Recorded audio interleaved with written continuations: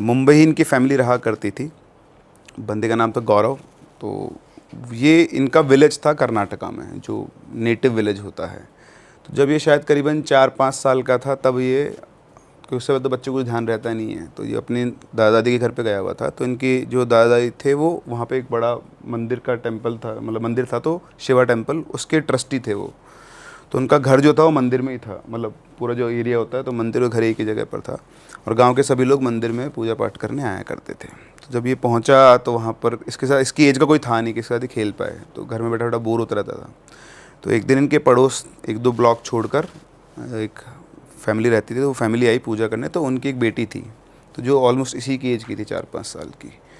तो ये देखा कि सेम एज की, तो उससे खेलने के लिए गया था, पर उसने उससे इंटरेक्ट नहीं किया, वो अपनी मम्मी के पास जाके छुप गई। तो फिर वो आके बैठ गया। फिर उसने अपने पापा से बोला कि पापा मेरे को तो वापस मुंबई ले चलो, यहाँ मेरे साथ कोई खेलने वाला है नहीं, मैं तो बड़ा बोर होता रहता हूँ। अच्छा, ये बातें हैं आप मान लो वापस से 87-86 के टाइम की, जब तक आज तक के सब जुगाड़ नहीं होते थे टाइम पास करने के, है ना। आजकल तो कोई बच्चा बोर ही नहीं हो सकता। आजकल क्या होता है, मेरी जो छोटी वाली बेटी ना, वो रात भर सोती नहीं तो रील देखती रहती है। अच्छा, क्या ही करे उनका। बच्चे भी रील देख रहे हैं। अरे बच्चे सबसे ज़्यादा कंज्यूम कर रहे हैं। चुप कराने का नया तरीका मिल चुका है पेरेंट्स को भी। चलो अगर कोई रो रहा है तो फिर इसमें लोग बोलेंगे कि क्रिटिसाइज करते हैं, बट पॉइंट ये है कि टेक्नोलॉजी के ना इतना घुस गई ना, अब आप अवॉइड नहीं कर सकते। आप कब तक कंट्रोल कर लोगे? आपको सुबह काम करना है ना, अभी आपके उस फेज में नहीं हो ना, इसलिए बीन देयर डन दैट वाली बात करोगे ना, बेटा करो, तुम शादी करो, बच्चे करो।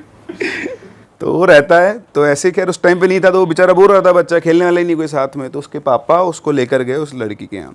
अब आप जानते हो उस टाइम पे गांव में कास्ट डिस्क्रिमिनेशन तो बहुत होता था।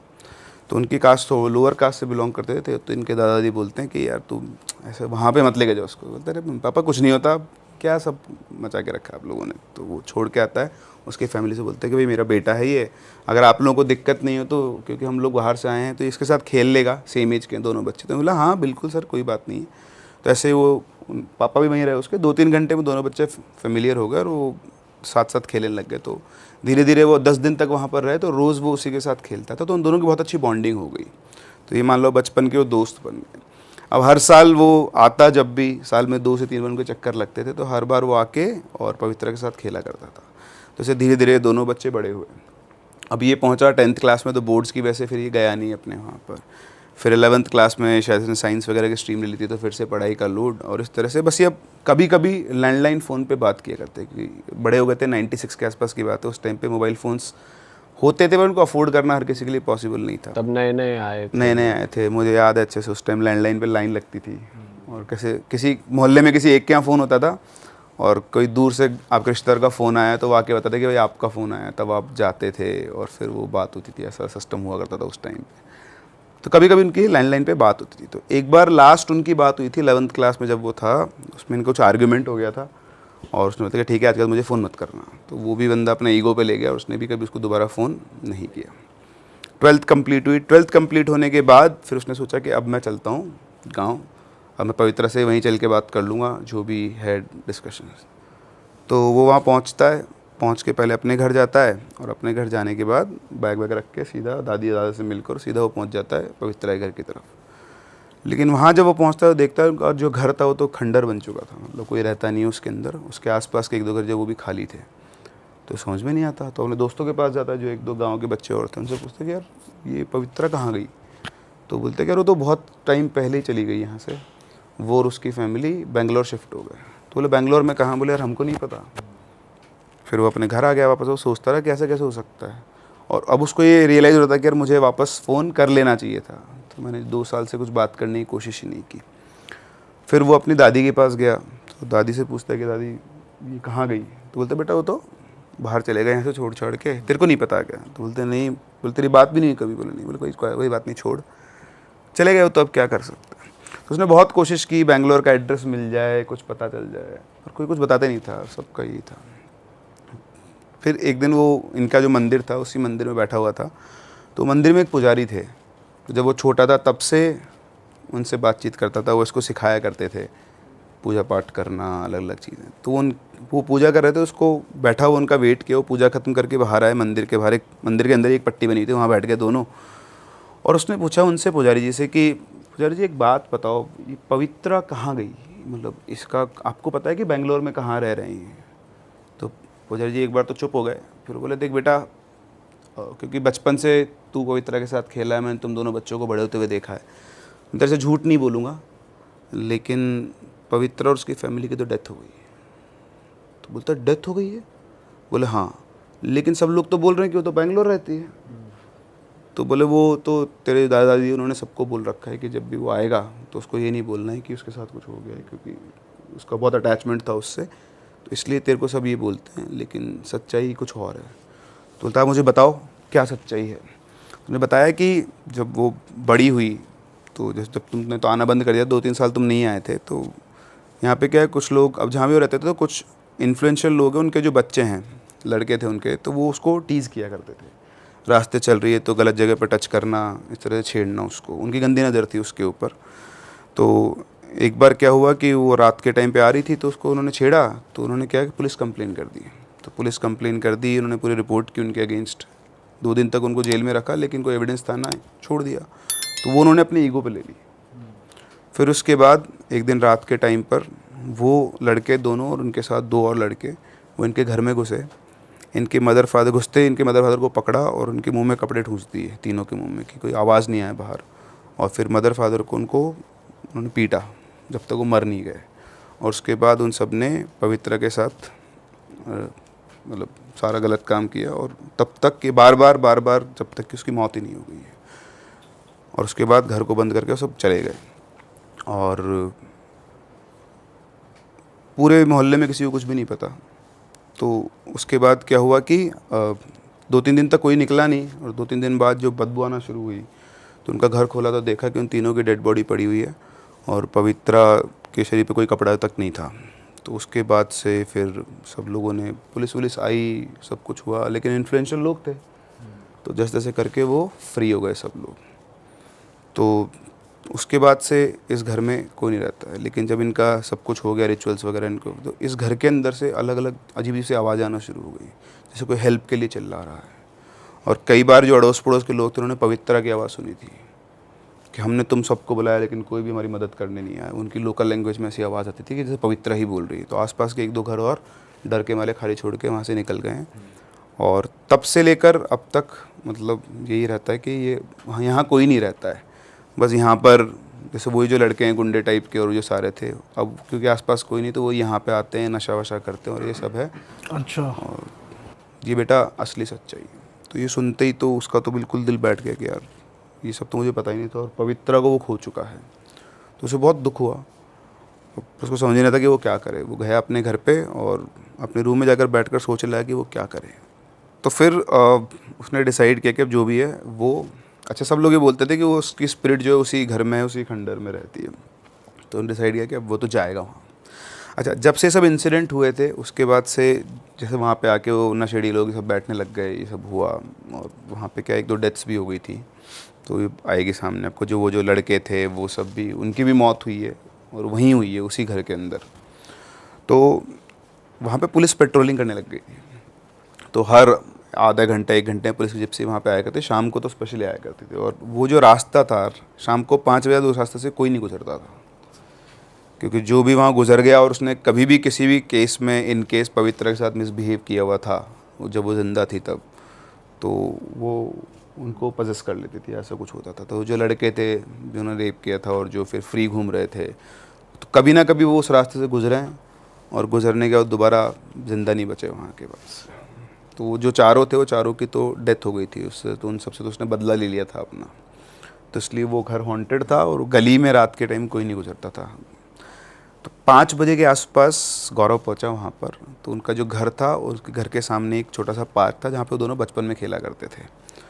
और उसी पार्क के एक बेंच थी, उसके ऊपर वो बैठा हुआ था और उस घर को देख रहा था। फिर उसने चारों तरफ देखा कोई नहीं है, तो उस घर के अंदर चला गया जो हॉन्टेड घर था। तो घर के अंदर पहुंचा, 5-7 मिनट वो बैठा, एक जगह पर जाके बैठ गया। तो बैठते उसको एक अलग टेम्परेचर ड्रॉप फील हुआ, ठंडा सा।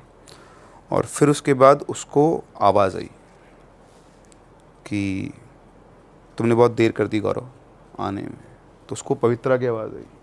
उसने चारों तरफ देखा, कोई, पहले उसका नाम बोला उसने गौरव, फिर उसने बोला कि, तो उसने चारों तरफ देखा तो उसको कोई नहीं दिखा। फिर चुपचाप बैठ गया। फिर चुपचाप बैठा, तो उसको फिर से आवाज़ आती है कि गौरव ने उससे बोला कि आई एम सॉरी, मैं आ नहीं पाया।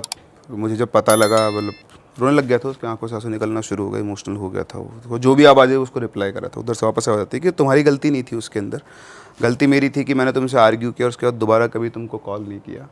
लेकिन मैं खुश हूँ कि आज तुम यहाँ पर आए और मुझे बहुत अच्छा लग रहा है कि तुम हो, क्योंकि तुम ही मेरे दोस्त थे। क्योंकि मैं लोअर कास्ट से बिलोंग करती हूँ, तो पूरे गांव ने, जो भी लोग रहते थे, सब ने मुझे हमेशा उल्टा ही बोला, लेकिन तुम ही एक थे जो बचपन से मेरे साथ खेले और आज तक भी, मतलब तुम मेरे लिए यहाँ पर आकर बैठे हो। तो मैं बहुत खुश हूँ, जो हो गया वो हो गया, तुम भी उससे आगे बढ़ो, लेकिन मैं हमेशा तुम्हारे दोस्त तो रहूँगी। तो इधर से वो बोलता है कि मैं तुम्हें देख क्यों नहीं पा रहा हूँ, तुम्हारी आवाज़ तो मुझे आ रही है पर मैं देख नहीं पा रहा हूँ। तो बोलते जब टाइम आएगा तब तुम मुझे देख भी लोगे, अभी तुम यहाँ से जाओ। तो बोलता है कि नहीं मैं तो अभी रुकूंगा। बोला नहीं, अभी तुम यहाँ से जाओ, क्योंकि तुम्हें खतरा हो सकता है, क्योंकि ये सेफ़ नहीं, पुलिस वगैरह, मतलब उसका वैसा था। तो उसने बोला कि ठीक है। उसके कहने पर वो उठ के वहाँ से चला जाता है, आता है, खूब रोता है। फिर अगले दिन वापस उन पंडित जी के पास पहुँचता है और पता करने के लिए कि क्या हुआ क्या नहीं हुआ, कैसे चीज़ें हैं। तो वो पहुँचा वहाँ पर, तो उसने पंडित जी से पूछा कि पंडित जी, मतलब आपने तो बता दिया कि उसकी डेथ हो गई थी, उसके बाद क्या हुआ? तो उन्होंने बताया कि उसके बाद वो जो लड़के थे जिन्होंने उसके साथ गलत किया था, एक एक करके उसने उन सबको, मतलब जब भी वहाँ से गुजरे तो उनको उसने मार दिया। और कई लोगों को, मतलब जो भी उसको कुछ गलत बोलता था कभी भी, तो वो किसी न किसी फॉर्म में उनको हार्म कर देती थी। तो उसने बताया कि मैं कल गया था वहाँ पे। तो बोले तुम गए थे? बोलते हाँ, और मुझे पवित्रा की आवाज़ सुनाई थी। तो पंडित जी बोले तुम सच बोल रहे हो? तो बोलता कि मंदिर में बैठा हूँ, मैं झूठ क्यों बोलूँगा। तो बोले मैं कल गया था, मुझे उसकी आवाज़ सुनाई दी, लेकिन मुझे वो दिखाई नहीं दी, मुझे तो उसने कुछ भी हार्म नहीं किया। तो उसने कहा कि वो तुमको हार्म नहीं कर सकती, क्योंकि तुम ही उसके एक दोस्त थे पूरे गाँव के अंदर, तो तुम उसके सबसे क्लोज रहे हो, और इसलिए वो तुमको हार्म तो नहीं करेगी, लेकिन फिर भी तुम वहाँ मत जाओ। पता नहीं, क्योंकि वो पवित्रा नहीं ना जो थी पहले। तो उसने कहा ठीक है। इसके बाद उसने तो सुनी नहीं किसी की, अब उसने अपना ही दिनचर्या बना ली। अगले दिन वापस से वो शाम को गया, वहीं पहुंचा वापस से उस घर के अंदर, नज़र बचा के लोगों से, और वहाँ बैठ के वो स्मोक करता था। तो वो स्मोक कर रहा था बैठ के, तो जैसे वो स्मोक करके सिगरेट जलाई उसने, तो उधर से आवाज़ आती कि तुम स्मोक मत करो, सिगरेट मत पियो, और ये तुम्हारी हेल्थ के लिए अच्छी नहीं है, ऐसा करके। तो उसने बुझा दी। तो बुझा दी तो फिर से उसको उसकी आवाज़ आई, दिखी तो अभी भी नहीं थी वो उसको, बस उसको आवाज़, कम्युनिकेट कर रहे थे एक दूसरे से दोनों। तो उसका डिस्कशन चल रहा था। उसने बोला कि मुझे पता लगा कि तुम्हारे साथ क्या हुआ, और मतलब मैं उस टाइम पे नहीं था, और अब आके मुझे सच्चाई पता लगी है, तुम्हारे साथ बहुत गलत हुआ है। तो उसने बोला कि हाँ, जो होना था वो हो गया, और जिसने वो किया उनको उसके किए की सज़ा मिल चुकी है। और कोई भी ऐसा इंसान जिसने, जब मैं ज़िंदा थी, मेरे बारे में गलत बोला, या क्योंकि तुम मेरे सबसे अच्छे दोस्त थे, तुम्हारे लिए भी किसी ने गलत बोला, अभी भी ऐसे बहुत सारे लोग हैं, तो उनका नुकसान तो होगा ही होगा, मैं उनको किसी को भी नहीं छोड़ूंगी। तो बोलता है कि नहीं, अब तो ऐसा कोई है नहीं, तुम, मतलब पता नहीं मैं क्या बोलूँ क्या नहीं बोलूँ, मुझे समझ में आता कि मुझे तुम दिखते तो हो नहीं, और अब मैं कुछ कर भी नहीं सकता हूँ, लेकिन हाँ बस ये है कि मैं यहाँ आता हूँ तुमसे बात करने के लिए। और इस तरह से उनके कम्युनिकेशन हुए, बैठे वो, फिर उसने वापस से, अच्छा बीच बीच में पुलिस की जब से आते थे छुप जाता था उठ के खंडर के अंदर ही कहीं ना कहीं पर, तो उसको कोई हार्म नहीं था। उसके बाद फिर वापस आ गया उस दिन रात को। अब रात को जब वो आया वापस, तो उनके घर के जो पुजारी, मंदिर में ही थे पुजारी जी, तो कोई आते हैं, गेट बजाते हैं लोग, तो गेट बजाते हैं तो पुजारी जी को जगाते हैं, तो ये लोग भी उठ के आ जाते हैं। तो बोलते हैं कि वो एक लड़का है सुरेश, उसके अंदर किसी की आत्मा आ गई है, और वो बहुत अजीब सा बिहेव कर रहा है। उसके पेरेंट्स से आते हैं एक्चुअली कि हमारे लड़के को पता नहीं क्या हो गया है, घर पे आके बहुत अजीब सा बिहेव कर रहा है, और हमने उसको एक कमरे में बंद किया हुआ है, वो उसकी बहन को मारपीट कर रहा है, हमसे मारपीट कर रहा है, तो आप जल्दी चलो। तो पुजारी जी जाते हैं, तो ये समझ तो जाते हैं कि वो कहीं ना कहीं पवित्र है। तो इधर से गौरव बोलता है कि मैं भी चलूँ आपके साथ। बोलते नहीं नहीं, पहले मैं देख के आता हूँ, अगर तुम्हारी ज़रूरत होगी तो मैं बता दूंगा तुमको। तो वो वेट करता है पंडित जी का, वो जाते हैं, वापस से आते हैं, और उसको सारा इंसिडेंट बताते हैं कि उसके अंदर कोई बहुत पावरफुल स्पिरिट आ गई है, और वो बहुत अजीब सा भी, खुद को भी हार्म कर रहा है, सबको हार्म कर रहा है। तो उसने पूछा वो पवित्र है क्या? तो पंडित जी बोलते हैं लग तो ऐसे ही रहा है कि वो है, पर देखते हैं, एक तांत्रिक को बुलाया है जो उसको कंट्रोल कर सकता है। तो उसने बोला कि पंडित जी मैं चलूँ आपके साथ एक बार? तो उसके पापा बोलते, उसकी जो फैमिली बोलते हैं नहीं नहीं, तेरे को जाने की ज़रूरत नहीं है। तो पंडित जी के पास जाता, बोलते हैं पंडित जी आप मेरे को लेकर चलो, अब तो बड़ा हो गया था क्योंकि, तो हो सकता है मैं एक बार कोशिश करता हूँ। तो उसके पापा ने मना कर दिया कि नहीं नहीं, तो पंडित जी ने समझाया कि देखो साहब, ये 2 दिन से जा भी रहा है उस खंडर में, ये उससे बातचीत भी करा जैसे बताता है, तो इसको वो हार्म नहीं करेगी, आप चिंता करो, साथ में मैं जा रहा हूँ, हो सकता है कि उस लड़के की भी ज़िंदगी का सवाल है। तो वो जाते हैं अंदर, तो वहाँ पहले तांत्रिक पहुँच चुका होता है, तो तांत्रिक होता है, पुजारी होते हैं, गौरव होता है, तीनों वहाँ पहुँचते हैं। और पहुँचने के बाद वो लोग बोलते हैं कि तांत्रिक घुसरान बोलता है कि ये बहुत शक्तिशाली है और इसके लिए तो मतलब थोड़ा वो करना पड़ेगा। तो गौरव बोलते हैं कि आप रुक जाओ, मैं इसको हैंडल कर लूँगा। तो तांत्रिक कुछ बोलता तो पंडित जी बोलते हैं कि आप रुक जाओ, ये इसका जो भी कुछ है एक बार इसको चेक करते हैं और देखते हैं, हो सकता है कि आपको कुछ करना ही नहीं पड़े। अच्छा, ये जो लड़का था सुरेश, ये गौरव का ही दोस्त था, पहले रहा हुआ है, और इसकी छोटी सिस्टर थी जो इसको भी भैया ही बोला करती थी। तो वो आते ही रोने लग गई बहुत तेज कि भैया देखो, भैया को क्या हो गया है, ये वो। तो वो अंदर जाता है, तो तांत्रिक सब बाहर होते हैं, पुजारी जी उसको अंदर छोड़ते हैं और बोलते हैं कि अगर कुछ भी दिक्कत हो तुम बहुत तेज़ चिल्ला देना, हम लोग सब अंदर आ जाएंगे। अगर तुम्हारे पास ऐसा लगता है मान लो तुम्हारे पर वो हमला करे या कुछ भी हो। तो अंदर घुसता है, गेट बंद करता है, तो सामने सुरेश बैठा हुआ होता है और उसकी चेहरे पे एक अलग सा डर रहता है और ऐसा लगता है कि वो खुद वो नहीं है। तो अंदर घुसते ही वो बोलता है कि पवित्रा तुम ये क्या कर रही हो। तो सेंस कर गया था कि ये वही है। तो बोलती है गौरव तुम चुपचाप यहाँ से चले जाओ, मैं तुमको हार्म नहीं कर सकती हूँ, ये तुमको बहुत अच्छे से पता है, लेकिन इसको तो मैं नहीं छोड़ूंगी। तो बोलता है कि तुमने इसको पजेस क्यों कर रखा है। बोले शायद तुम भूल गए वो दिन जिस दिन तुम और मैं आ रहे थे, और जब मैं आ रहे थे तो इसने मेरी कास्ट को लेकर और मुझको बहुत उल्टा सीधा बोला था। उस दिन तुम इससे लड़ गए थे और जब लड़ाई तो इसने तुम्हारे पेट में लात मार दी थी और मुंह पे भी, तो तुम्हारा खून निकल गया था और मेरे लिए बहुत गलत गलत बोला था। आज कहीं जाकर मेरे चंगुल में आया है और इसको इसके किए की सज़ा ज़रूर मिलेगी।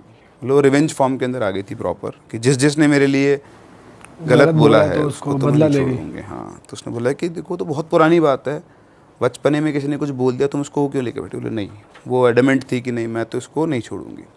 फिर समझाया कि देखो तुम भी एक लड़की रही हुई हो, इसकी जो सिस्टर है वो मुझे भैया बोलती है, अगर तुमने इसको कुछ हार्म कर दिया तो सोचो इसकी फैमिली का क्या होगा। तो बोलती मुझे उससे कोई मतलब नहीं है किसका क्या होगा क्या नहीं होगा, तुम चुपचाप यहाँ चले जाओ।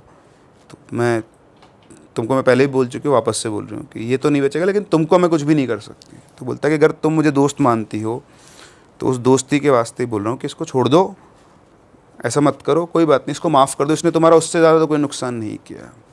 तो वो नहीं मानी, तो उसने जाके क्या उसका हाथ पकड़ा सुरेश का, तो उसका जो हाथ था उसको हाथ में ही फोर्स फील हो रहा था कि बहुत स्ट्रॉन्ग फोर्स है। तो उसने बोला कि तुम मेरी बात को समझो, ऐसा कुछ नहीं है, ये तो आप इसकी फैमिली का क्या हो गया, मर गया कुछ हो गया। तो उसने बहुत समझाया उसको, समझाने उसने बोला कि ठीक है तुम हो इसलिए मैं इसको छोड़ रही हूँ। तो जैसे उसने बोला एकदम से उसका हाथ ढीला पड़ गया और उसके पास में से एक ठंडी सी हवा सी निकली और सब नॉर्मल, सुरेश नॉर्मल हो गया।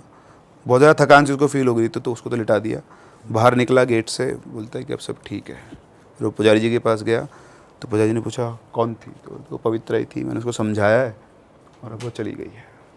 तो यहाँ पे जाके ये वाला इंसिडेंट ख़त्म हुआ। तो अब सबको ये पता लग गया कि भाई गौरव जो है ना उसको ये हार्म नहीं करती है। तो वहाँ से वो निकलता है। अब निकलने के बाद अपने घर पहुँचता है, वो पंडित जी भी साथ में आते हैं। फिर वहाँ पे आके उसके फादर से इनका डिस्कशन होता है। तो उसके फादर को पंडित जी ने सबको समझा दिया कि देखो सर ये जा भी रहा है, इसको कोई हार्म नहीं हुआ है, और वो आज भी जो हुआ है वो लड़का इसी की वजह से आराम से बच पाया है, वरना कुछ भी हो सकता था। तो उसके फादर भी समझते थे। तो उन्होंने पंडित जी ने कहा कि देखो गौरव तुम ही हो जो अब उसको मुक्ति दिला सकते हो, तो तुम उससे बात करो और ये देखो कि क्या हो सकता है क्या नहीं हो सकता है। तो उसके फादर पहले तो थोड़ा वो रेजिस्ट करे, फिर उनको समझ में आ गया कि ठीक है। उन्होंने बोला कि ठीक है ये बिल्कुल सही है, क्योंकि ऐसे अगर गांव में चलता रहेगा तो फिर कोई सोल्यूशन नहीं निकलेगा।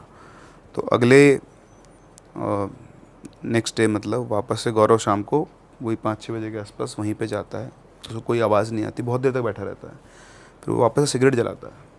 तो जैसे ही सिगरेट जलाता है वापस से उसको आवाज़ आती है कि तुम स्मोक मत करो, मतलब सिगरेट नहीं पीनी है तुमको। उसने बोला मैं पी नहीं रहा था, तुम आई नहीं रही थी तो मेरे को जलानी पड़ी। फिर उसने बोला कि थैंक यू तुमने मेरे कहने पे कल उसको छोड़ दिया सुरेश को, है ना। और तो उसने बोला कि तुमको बीच में नहीं आना चाहिए था।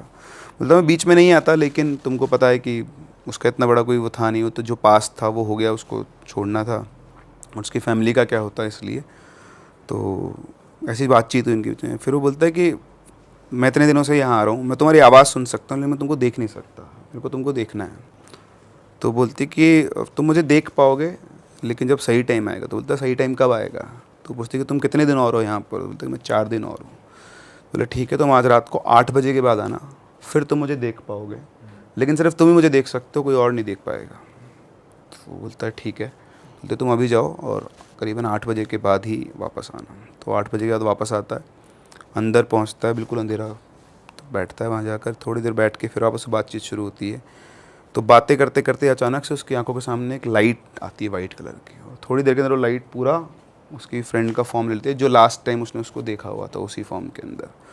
तो उसको देखते वो रोना शुरू कर देता है, रोते रोते बहुत देर तक रोता है, फिर अपने आप को संभालता है, फिर वो बातचीत करते हैं आपस में। तो उससे बोलता है कि मतलब तुम्हारी जो जगह है मतलब मेरी लाइफ में, वो एम्प्टीनेस तो हमेशा रहेगी, क्योंकि तुम मेरी चाइल्डहुड फ्रेंड रही हो और उसको कोई रिप्लेस नहीं कर सकता।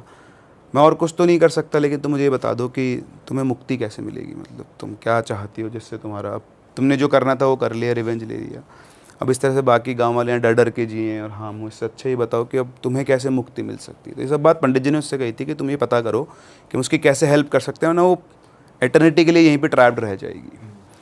तो उसने कहा कि मुझे ज़्यादा कुछ नहीं चाहिए, ये जो जगह है जहाँ ये घर है इसको हटा कर यहाँ पर एक चिल्ड्रंस पार्क बना दो, और ये हर कास्ट के बच्चों के लिए ओपन रहना चाहिए। मतलब ये जो कास्टिज्म वाला सिस्टम है इसको आप थोड़ा सा वो डाइल्यूट कर दो, कि गांव के अंदर उसने बहुत इस चीज़ को झेला है और वो आगे जनरेशन्स में ये चीज़ को झेलना नहीं चाहती है। तो उसने बोला ठीक है, ये काम तो मैं करवा दूंगा। तो बोलते बस इतना सा करवा दो और उसके बाद आई विल बी हैप्पी। तो बोलता है लेकिन फिर तो तुम हमेशा के लिए चली जाओगी। तो बोलती है हाँ, जब मुझे मुक्ति मिल जाएगी तो मुझे जाना ही होगा, लेकिन जब तक ये होगा तब तक तो तुम मुझसे मिल सकते हो, मैं तुम्हारे पास तो मैं हमेशा हूँ और तुम्हें लाइफ में कभी कोई दिक्कत नहीं आएगी जब तक मैं हूँ। तो ऐसा उनका डिस्कशन हुआ बहुत अच्छा। फिर वापस उन्होंने बोला कि अब तुम चले जाओ, लेट हो गया बहुत ज़्यादा, तुम्हारे जाने का टाइम हो गया, अगर पुलिस वगैरह ने पकड़ लिया तो तुम्हारे साथ भी दिक्कत हो सकती है। तो इस तरह से बातचीत क्लोज़ करके वो निकल गए। अगले दिन पुजारी जी, इनके पापा, सब ने बैठ के डिस्कशन किया कि वो ये चाहती है। तो सब ने बोला कि ठीक है, यही काम करते हैं। उसके पापा ने गवर्नमेंट से परमिशन ली, पैसे कैसे इशू था नहीं, और गाँव वालों ने भी कॉन्ट्रीब्यूट किया। तो पार्क का काम शुरू हो गया। तो जिस दिन पार्क का काम शुरू हुआ, दिन के अंदर भी पवित्रा वहीं सामने खड़ी थी, गौरव को देख के मुस्कुरा रही थी, मतलब उसको दिख रही थी और किसी को नहीं दिख रही थी। 1 साल तक उस पार्क का काम चला। 1 साल के बाद जब पार्क का इनॉग्रेशन था तब भी गौरव वापस आया वहाँ पर, और वहाँ पे उस दिन पवित्रा बहुत खुश थी। उसने उससे बातचीत की, उसको बताया कि ये बहुत अच्छा हो गया है, और फिर इनका डिस्कशन हुआ। फिर उसने बोला कि ये तो हो गया है, लेकिन अब तुम? तो बोलते कि अभी तो मैं हूँ यहाँ पर, ऐसा नहीं है, इतने जल्दी नहीं जा सकते, इतनी जल्दी शायद हो सकता मुक्ति वगैरह कुछ होगा, उसका प्रोसेस नहीं मिल रहा होगा।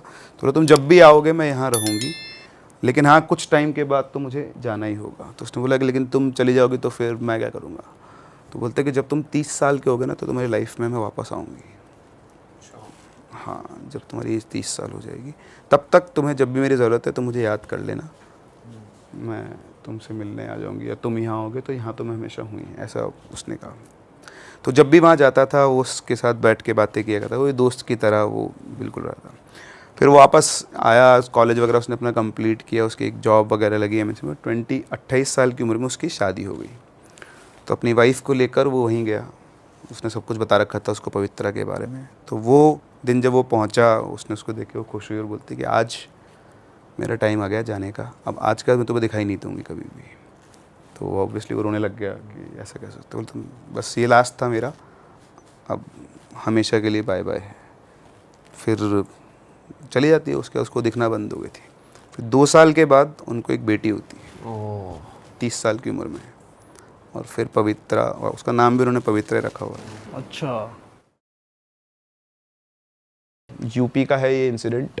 तो एक बालक था, आम बालक, आम आदमी, मतलब आम आदमी, बिल्कुल नॉर्मल आदमी, कभी कोई मेडिटेशन वगैरह कुछ नहीं किया हुआ। तो वो राजपूत फैमिली से था, और थोड़ा क्या है वो मतलब सॉफ्ट टाइप का था। अपनी फैमिली, उसकी फैमिली बाकी सब वही राजपूत वाला है कि वो इमेज आ ही जाता है कि सब बढ़िया स्ट्रॉन्ग, हट्टे कट्टे और बिल्कुल स्ट्रॉन्ग डिटर्मिनेशन वाले। बट वो क्या था, थोड़ा सॉफ्ट नेचर का था। उसके पूरे जोर चिल्ला दे तो रोने लग जाए, और बिल्कुल आप उसको घर की लड़की बोलते थे सब लोग। बाकी तो बिल्कुल दब्बू सा चुपचाप अपने काम में लगा रहता था, किसी से ज़्यादा बात नहीं करना। तो सब उसके मज़े लिया करते, होता है घर में कैसा बच्चा होता है। तो सबसे वो चलता था, एक दिन उसके पापा ने उसको बोल दिया कि साला तू तो लड़का लगता ही नहीं, इससे ज़्यादा तो लड़की हो जाता। तो उसको दिल पे लग गई ये बात। अब उसके साथ कोई खेलता है, उसका एक ही दोस्त था उसका नाम था रॉकी। तो वो और ये और रॉकी दोनों साथ में रहा करते थे, बचपन से ही साथ में थे। तो ऐसे चलता रहा, 10th क्लास में पहुंचा। 11th क्लास में इसको एक लड़की मिली, उसका नाम था निकिता। तो उससे इसकी कैसे बातचीत हो गई, फ्रेंडशिप हो गई, दोनों का रिलेशन चल गया। फिर ये रॉकी और ये दोनों कानपुर शिफ्ट हो गए अपनी तैयारी करने के लिए, कोचिंग वगैरह के लिए, और वो लड़की कहीं और शिफ्ट हो गई। तो इनका रिलेशनशिप थोड़ा डगमगा गया। फिर थोड़े टाइम के बाद बिल्कुल ख़त्म हो गया। तो पहले तो क्या इसको वो लग गया था कि चलो अब घर वाले तो नहीं, पर ये है, इसने बहुत मतलब ऐसे लगा साल 1.5 साल इनका रिलेशन चला था ठीक ठाक। तो बड़ा खुश था, ये खुश रहता था, बहुत दिन भर बातें किया करते थे, मिला करते थे। तो इसके लिए सहारा बन गई थी वो। तो जैसे ही वो गई, ये फिर से टूट गया। अब पढ़ाई वढ़ाई इससे हो नहीं रही थी, कुछ भी नहीं हो रहा था। तो इसने क्या ऐसे ही ये अपनी वही बोलते हैं ना, अकेलेपन को दूर करने के लिए ढूंढ रहा था नेट पे तरीके अलग अलग। तो उसको कहीं से कर्ण पिशाचिनी के बारे में पता चला, और जैसे उसको डिटेल्स पता लगी, उसको लगा कि यार this is the right one. मेरे अकेलेपन का सहारा ये हो सकती है, क्योंकि मुझसे दुनिया में और तो कोई प्यार नहीं करता, कोई बात नहीं करता। वो अपने सेल्फ उसके अंदर चला गया कि मतलब मैं तो बर्बाद हूँ, ठीक है। आदमी खुद ही परसेप्शन में आता है कि मुझसे कोई ना कोई बात करता, मेरा दोस्त है, घर वाले भी मुझे प्यार नहीं करते। कम्युनिकेशन गैप होता है। अगर ये चीज़ अपने घर वालों से बात करके खुल के बोल देता तो शायद जो कुछ होने वाला वो होता ही नहीं, ठीक है। अब उसको इंटरेस्ट आ गया। अब उसको इंटरेस्ट आया तो उसने ढूंढना, रिसर्च करना शुरू किया, डार्क वेब से, इधर से उधर से, टूटी फूटी इन्फॉर्मेशन कहीं ना कहीं से उसने निकाली। फिर उसने कोशिश की करने की।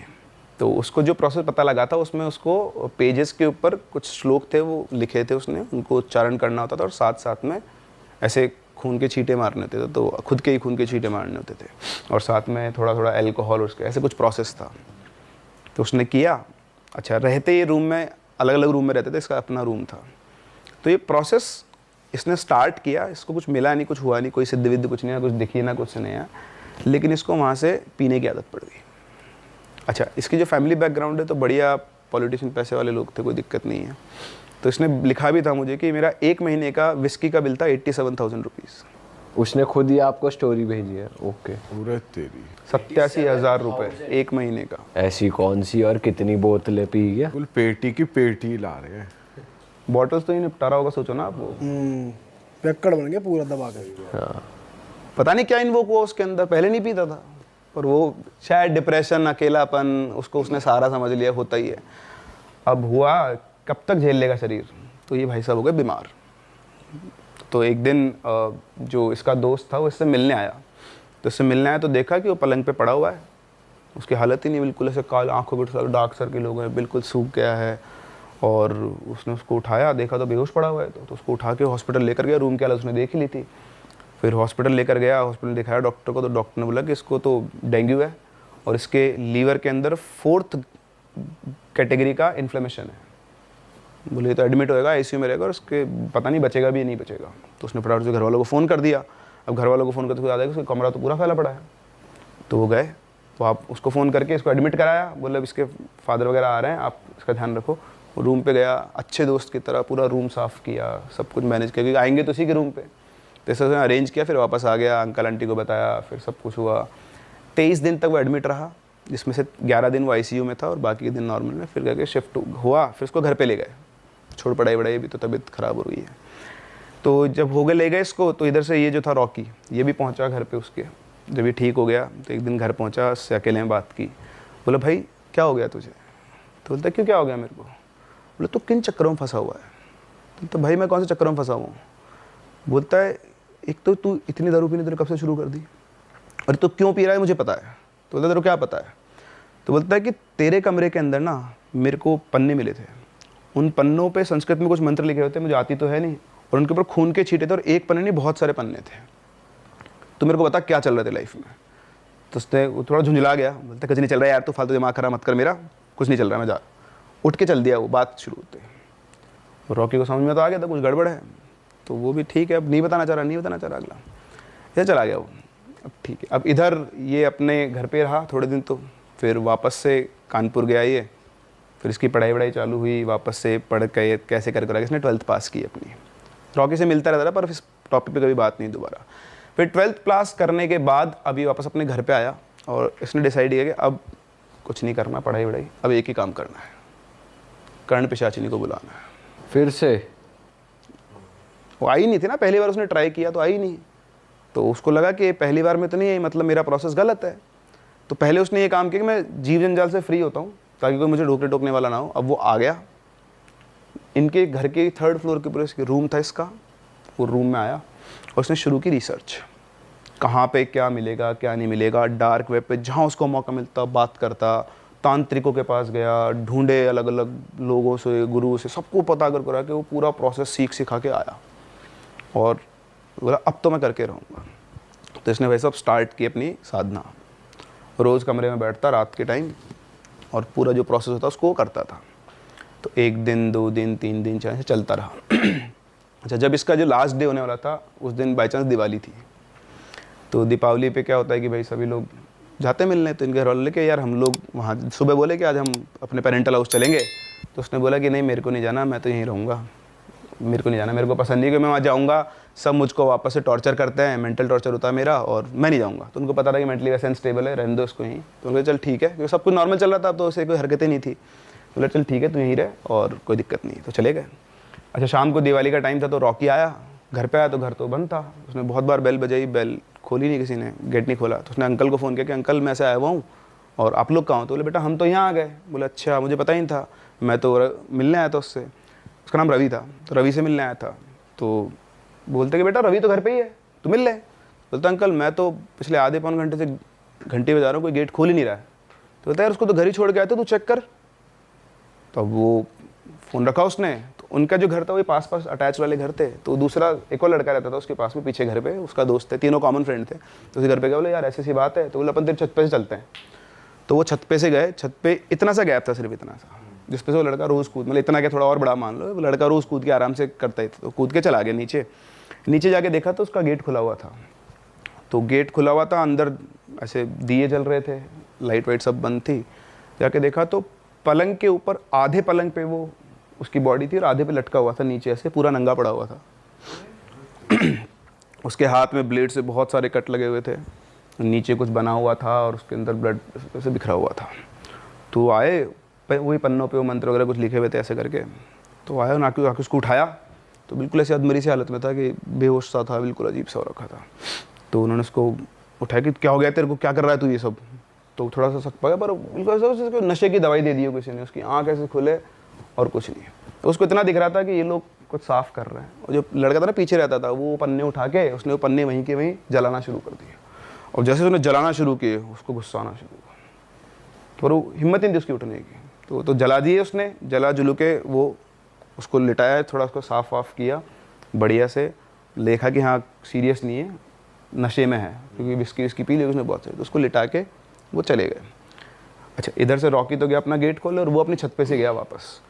तो जैसे वो छत पे चढ़ के वो कूदने लगा उस गैप को, उसी गैप के अंदर कूद गया वो, मतलब गिर गया वो, जो उसने 1000 टाइम्स क्रॉस किया हुआ है वो गैप, वो एज इट उस गैप में गिरा, उसका पैर फ्रैक्चर हो गया, जो कभी मतलब था ही नहीं कि उसमें वो गिर सकता है। तो ठीक है, गिर गया, हो गया, टूट गया। फिर रॉकी को पता लगा, उसको भी संभाल के आया। फिर इसने तो बातचीत ही करना बंद कर दिया इस लड़के ने। तो इधर रॉकी सुबह आया, इससे बोला, तो रॉकी बोला मेरे को ना कल के बारे में कोई बात नहीं करनी, अगर तू इसलिए आया ना तू मत आ, भाग यहाँ से, मैं तेरे से इस बारे में कोई बात नहीं करूँगा कि कल क्या हुआ था। भगा दिया उसको। अब ईगो तो ईगो ही होता है, वो भी चला गया, भाड़ में जा, मेरे को क्या फ़र्क पड़ रहा है, तो जो करना है कर, ठीक है। अब इस दिन से, मतलब नेक्स्ट डे से उसको ये फील होने लग गया था कि मेरे आसपास कुछ है। हाँ, दिखता कुछ नहीं था, सुनाई कुछ नहीं आता, फुसफुसाहट आती थी हल्की फुल्की, समझ में कुछ नहीं आता था, लेकिन उसकी खाने पीने की इच्छा बढ़ गई। मतलब नॉनवेज मीट बढ़िया खाता था वो, वैसे चलता था उनके घर में, तो कोई दिक्कत नहीं थी। अल्कोहल का तो आपको पता ही शुरू से चल रहा था। 1 दिन 2 दिन 4 दिन 5 दिन 10 दिन के बाद तो उसको शैडो दिखने लग गई है कि एक शैडो घूम रही है, और उसे प्रॉपर लगता है किसी ने उसका यहाँ पे हाथ, यहाँ से सिर पकड़ा और कान में कोई कुछ कहने की कोशिश करा, फुसफुसा रहा है, समझ में कुछ नहीं आता था। तो धीरे धीरे मैनिफेस्टेशन हुआ। अच्छा, जब उसको वो शैडो दिखना शुरू हुआ तो उसको फर्स्ट डे से ऑनवर्ड्स उसको सपनों में ऐसा लगता था कि उसका इंटरकोर्स कर रहा है, उसको वो फील होता था प्रॉपर। सो ये प्रोसेस शुरू हो गया। अब जैसा उसने बताया मैं वैसा एग्जैक्टली सेम वो बता रहा हूँ कि जो क्या क्या चल रहा था उसके साथ। तो कान के अंदर उसको आवाज़ आना शुरू हुई, धीरे धीरे वो आवाज़ आना क्लियर भी हुई, मतलब अब उसको भाषा समझ में आने लग गई थी धीरे धीरे धीरे धीरे, मतलब मैनिफेस्टेशन चल रहा था। तो शायद 20-25-30 दिन ऐसे कुछ हुए होंगे। अब उसको ही मज़ा आ रहा था, धीरे धीरे अब वो समझने लग गया वो क्या बात कह रही है, क्या कर रही है। तो अब वो खुश हो गया था कि अब इस बार आई एम सक्सेसफुल, आ चुकी है वो, और ही वॉज़ वेरी हैप्पी। तो चलता रहा सब कुछ बढ़िया से। उसको किसी के बारे में कुछ पता करना है, कोई भी बात करनी है, सब वो बता देती थी उसको, और वो उसको अपनी जो उसको चाहिए वो उसको उसके सप्लाई मिलती रहती थी। रॉ मीट खाने लग गया था वो, रॉ मीट मतलब कच्चा, वाला पकाने की ज़रूरत ही नहीं है, सीधा कच्चा मीट खाना शुरू कर दिया था उसने। सो हुआ क्या कि एक दिन के बाद उसकी मदर आई उसके पास। तो उसकी मदर आके बोलती है, उसको बहुत दिनों से वो उससे बोलना भी चाह रही थी, उसका प्यार से उसके पास बैठती, उसको गले लगा के बोलती कि बेटा तेरी क्या हालत कर ली तूने, कुछ खाता पीता भी नहीं है और तू ऐसा कैसा हो रहा है, किसी से बोलता नहीं है, वो घबराया सा रहता है। तो उसने गले लगाया, तो अब उसके मन में रिग्रेट आ गया। अब रिग्रेट आ गया तो उसका रेजिस्टेंस क्रिएट होना शुरू हो गया। अब वो रेजिस्टेंस झेल नहीं सकती, वो तो बहुत ईगोइस्टिक एंटिटी। तो जैसे उसका रेजिस्टेंस आया, अब उसने उसको हॉन्टिंग करना शुरू किया उसको, मतलब अब जो अब तक जिसको वो सुख समझ रहा था उसके लिए वो दुख बन चुका था। अब वो चाहता था कि ये चली जाए। अच्छा, मीनवाइल एक और इंसिडेंट हुआ इसके थोड़े दिनों बाद ही, इसके पापा का भी एक्सीडेंट हो गया। अच्छे गए चलते चलते, बढ़िया गाड़ी चलाते थे, स्कॉर्पियो थी, वो चलते चलते पलट गई और मरते मरते वो बचे। पर आपने कहा था कि ये और तो कोई करती है जितनी, वो तो सबको दूर करेगी जो आपके पास आएगा। You are the Be property. it male है। मेजर ये होता है कि अगर कोई भी लेडी पास में आ गई तो वो है। पर अब उसका रेजिस्टेंस चालू हो गया था ना, अब उसका अपना अफेक्शन किसकी तरफ जाना शुरू हो गया था, पेरेंट्स की तरफ, और लॉयल्टी किसकी तरफ होनी थी, इसकी तरफ। तो उसका हो गया, तो ठीक है अब झेलो। तो मदर का हुआ, फिर फादर का, तो दोनों से लग गया कि नहीं, अब वो ये प्रार्थना करता था कि चली जाए, कैसे भी करके चली जाए, पर वो जाती नहीं थी। वो रोज़ आती, रोज़ रात, पूरी पूरी रात वो सो नहीं पाता था, कोने में बैठ के बिल्कुल घबराया हुआ सा, और उसको जो करना था वो करके और जाती थी। उसका तो जो था वो प्रॉपर सिस्टम सब कुछ वही था। तो इस तरह से वो अब वो मन ही मन रात भर जागता, फिर सुबह तक सोता रहता। धीरे धीरे उसके पापा को भी चीज़ें दिख ही रही थी। तो जब सब चीज़ें इतनी बिगड़ गई, उनको लग गया कि यार कुछ ना कुछ तो साथ चल रहा है। तो उन्होंने उसको कुछ भी नहीं बताया। इनके खुद के इनके गुरुजी थे, उनका आश्रम था बहुत पहुँचे हुए सिद्ध। तो वहाँ गए वो, वहाँ जाके उन्होंने बताया कि मेरे बेटे के साथ साथ पता नहीं क्या चल रहा है ऐसा कि रात रात भर जागता रहता है और ऐसे ऐसी बात है। तो उन्होंने बोला कि आपके लड़के की ज़िंदगी में ना कोई एन नाम की लड़की थी, उसकी वजह से ये सब हो रहा है। तो उन्होंने बोला मुझे तो ऐसा कुछ पता नहीं है। तो इनके एक भैया थे, ईशू कुछ ऐसे कुछ नाम था उनका। तो उनको उन्होंने बोला, उन्होंने सारी डिटेल पता की। तो इसकी जो गर्लफ्रेंड थी उसके बारे में पता चला। तो उन्होंने बोला हाँ पंडित जी ऐसा था। बोले लेकिन मुझे कुछ और भी दिख रहा है, बोले मैं यहाँ से नहीं देख पा रहा, मेरे को आपके घर आना पड़ेगा।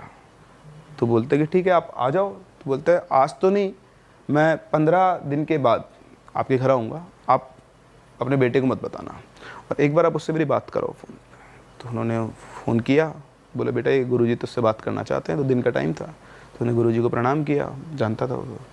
तो गुरुजी ने बोला कि बेटा एक बात बता, मैं तुझे मतलब मैं जब बोलूँ ना, मैंने एक शब्द बोलूँगा तो तेरे दिमाग में सबसे पहला चीज़ आए उसका नाम बताए ना। तो गुरुजी ने बोला अच्छा एक फूल का नाम बताओ। आपको मैं बोलूँ एक फूल का नाम बताओ, आप क्या नाम लोगे? रोज़। रोज़ मोस्टली सबके। वो बोलता है पोस्त, अफीम का जो डोडा होता है ना उसका पोस्त फूल होता है, पोस्त का, जिससे मतलब बेसिकली आपका ये गांजा वांजा सब, ये सब अफीम तो आप जानते हो। तो पोस्त का उसने नाम बोला। पोस्त का नाम बोलते गुरुजी को कुछ ठन का, उन्होंने पेपर पे कुछ लिखा और बोला आप जाओ, उसको कुछ मत बताना, 15 दिन के बाद मिलते हैं। ठीक है। तो वो आ गए, 15 दिन गुजारे उन्होंने कैसे कैसे। 15वें दिन वो गुरुजी आए। अच्छा वो गुरुजी आए, आकर उन्होंने बोला कि तुम सब यहीं रहो। अच्छा उनके साथ वो अपनी हवन सामग्री रखे थे और उनके साथ उनके कोई 2-3 लोग भी थे। तो सब आए और उसको उसी के रूम में चले गए सीधा जाके उन्होंने चादर रूम का निरीक्षण किया, अपना सारा सामान वगैरह फैलाया वहाँ पर, और फिर उसके बाद उन्होंने अपने कुछ पूजा वगैरह करना शुरू किया। तो 2 सेटअप उन्होंने बनाए थे, एक इसके रूम में था और नीचे एक उन्होंने पूरा हवन बनवा रखा था उसमें। तो सारे घर वाले वगैरह सब वहाँ बैठे थे। इधर अंदर रूम में 3 लोग थे और गुरुजी थे, और मतलब 2 उनके वो असिस्टेंट, गुरुजी और वो। फिर उसके बाद उन्होंने मंत्र पढ़ना शुरू किया। तो करीबन आधा घंटा ये मान लो अब चल रहा होगा चीज़ें। तो फिर वो जो था उसको वहाँ बिठा दिया था, लड़के को, रवि को, वो बैठ गया और उसको तो फील हो गया कि अब उसके चारों तरफ से काली परछाई उसके आसपास, उसी के आसपास मंडरा रही है, और इधर वो गुरुजी अपना अनुष्ठान करे जा रहे हैं, मंत्र पढ़े जा रहे हैं। तो अब उसको प्रॉपर फील हो रहा था कि उसके पीछे से एक परछाई निकली है और वो गुरुजी की तरफ गई है, फिर वापस आई है, ऐसे वो घूम रही है। और घूमते घूमते उसको पैरों के निशान दिख रहे हैं खून से सने हुए। This is what he told like. तो लग रहा है प्रॉपर कि वो चल के जा रहा है, वापस आ रहा है, जा रहा है, आ रहा है, और उसके कान में कुछ ना कुछ फुसफुसा रहा है, पर उसको कुछ समझ में नहीं आ रहा। फिर एकदम से वो पैरों के निशान भागना शुरू हुए पूरे कमरे के अंदर, नीचे ऊपर दीवारों पे सब जगह वो भाग रहे हैं, और कुछ दिख नहीं रहा है ना, बस निशान चलते जा रहे हैं, निशान चलते जा रहे हैं। फिर थोड़ी देर के बाद गुरु जी भी और तेज मंत्र बोलना शुरू किया। अब एकदम से पहले 2 पैरों के निशान थे, अब एकदम से वो 6 पैरों के निशान हो गए।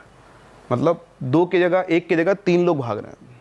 और फिर अल्टीमेटली ऐसे लग रहे हैं जो निशान चलते हुए कि 2 आदमी किसी को खींच के घसीट के लेके जा रहे हैं। तो कोई उन्होंने और 2 एंटिटीज बुलाई जो उससे पावरफुल होगी, उन्होंने उसको पकड़ लिया। अभी जो लड़ाई मारा पीटी की पकड़ के उसको, फिर उसको लेके जा रहे, आप बेहोश आदमी को लेके जाते हो घसीट के, जबरदस्ती घसीट के ले जाते हो। तो नीचे उतरे, वो जो हवन था उस हवन के अंदर उसको बिठाया, और वहाँ पर उसको बिठाकर उसके साथ वापस से पूजा वगैरह शुरू की। तो एक नारियल लिया, वो जो हवन में आग जलती उसी में से हाथ से राख निकाली, उसके माथे पे लगाई, वो नारियल को तलवार से काटा, उसके अंदर डाला। फिर करीबन 15-16 घंटे तक वो हवन चला, और वो 15-16 घंटे तक सारा प्रोसेस चलता रहा। घर वाले सब वहीं के वहीं थे। फिर जाके लड़का थोड़ा स्थिर हुआ, शांत हुआ, उन्होंने बोला कि अब ये ठीक हो गया है। फिर उसको ऊपर लेकर गए, फिर उसको समझाया, अकेले में बात की उससे। 7-8 घंटे तक उसके साथ बैठे रहे गुरु जी। पूजा वूजा खत्म हो गई ना, उसका थोड़ा रेस्ट करवाया। फिर शाम के टाइम वापस पहुँचे, उससे बोला बेटा क्या किया था तूने? तो उन्होंने बताया कि मैंने ऐसे किया था।